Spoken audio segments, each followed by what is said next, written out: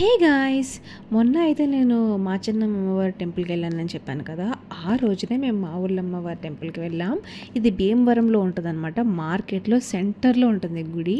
And ఈ అమ్మవారికి మా ఊళ్ళో అమ్మ అని ఎందుకు అన్నారంటే మామిడి చెట్ల మధ్యలో ఉండేదంట అప్పట్లో, అందుకని మా ఊళ్ళో అమ్మ అన్నారని ఒక స్టోరీ చెప్తుంది. ఇంకొక స్టోరీ ఏంటంటే చుట్టుపక్కల ఉన్న ఊర్లన్నీ కాపాడుతుంది కాబట్టి మా ఊళ్ళో అమ్మ అని అంటారంట. ఇవి కాకుండా ఇంకేదైనా స్టోరీ మీకు తెలుసుంటే కింద కామెంట్ సెక్షన్లో షేర్ చేసుకోండి, మిగతా వాళ్ళకు కూడా తెలుస్తుంది. ఈ అమ్మవారి విగ్రహం చాలా ఆగ్రహంగా, చూడడానికి భయంకరంగా ఉంటుందంట. కానీ అప్పట్లో వచ్చిన వరదల వల్ల అమ్మవారి విగ్రహం కొంచెం పాడైందంట. దాన్ని మళ్ళీ కట్టడానికి మళ్ళీ కొంచెం రెనోవేషన్స్ చేసి ఇప్పుడు అమ్మవారి మొహం అయితే ఇలా ఉంటుంది.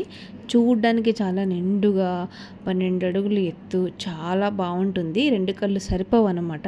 భీమవరం వెళ్తే ఖచ్చితంగా మా ఊళ్ళో అమ్మవారి దర్శనం చేసుకోండి.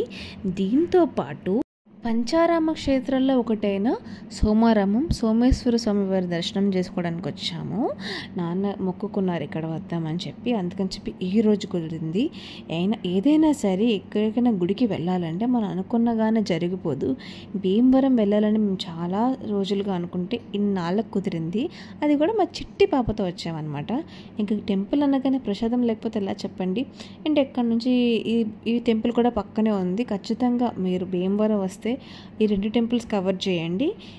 పంచారామ క్షేత్రాలు అంటే మొత్తం 5 ఉంటాయి. ద్రాక్షారామంలో ఒకటి, సామలకోటలో ఒకటి, భీమవరంలో ఒకటి, పాలకొల్లులో ఒకటి అండ్ అమరావతిలో ఒకటి, మొత్తం ఈ 5 అనమాట. అసలు ఈ పంచారామ క్షేత్రాలు ఎలా ఏర్పడ్డాయో మీకు తెలుసా? తెలిస్తే కింద కమెంట్ చేయండి. అప్పట్లో తారకాసురుడు అనే రాక్షసుడు ఉండేవాడు అనమాట. ఆయన మెడలో శివలింగాన్ని పెట్టుకుని ఉండేవారు. ఆయన చంపాలంటే కేవలం సుబ్రహ్మణ్య స్వామి వల్లే అవుతుందన్నమాట. సో ఆయన చంపాలంటే ఆ శివలింగాన్ని ముక్కలు చేయాలి. అలా అతను చంపినప్పుడు ముక్కలైన ఆ శివలింగమే ఈ 5 చోట్ల పడి పంచారామ క్షేత్రాలుగా పిలువబడింది.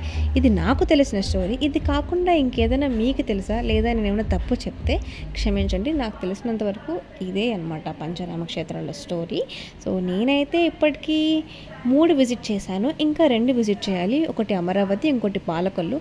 భీమవరం పక్కనే పాలకొల్లు, మీరు కవర్ చేసేయచ్చు. బట్ మాకు ఆ రోజు టైం కుదరక మేము రిటర్న్ అయిపోయాం. మా చిట్టి పాపతో ఇన్ని ఊర్లు తిరగడం కష్టం కదా.